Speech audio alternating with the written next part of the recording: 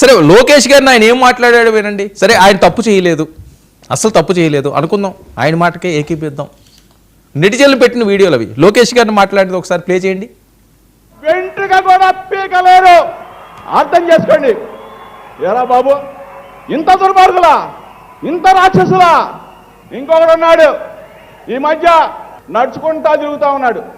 ఓర పంది ఎట్లా తిరుగుతా అట్లా తిరుగుతా ఉన్నాడు.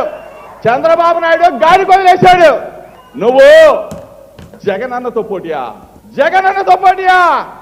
సింహంతో పోటీయా? నువ్వెంతరా బాబు, నీ స్థాయి ఎంత?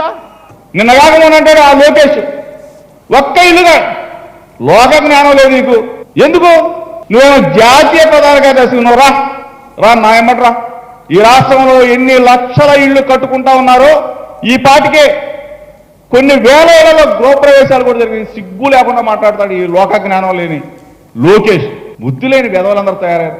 అసలు పొట్టగోస్తే అక్షరం రాని వెధవలంతా కూడా తాగేసి ఊగుతా ఏం మాటలు మాట్లాడుతూ ఉన్నారు. ఏదైనా సమస్యల మీద మాట్లాడండి, చర్చిద్దాం. చర్చకి మేము రెడీగా ఉన్నాం. అసెంబ్లీకి వచ్చేనేమో పారిపోతారు. అసెంబ్లీ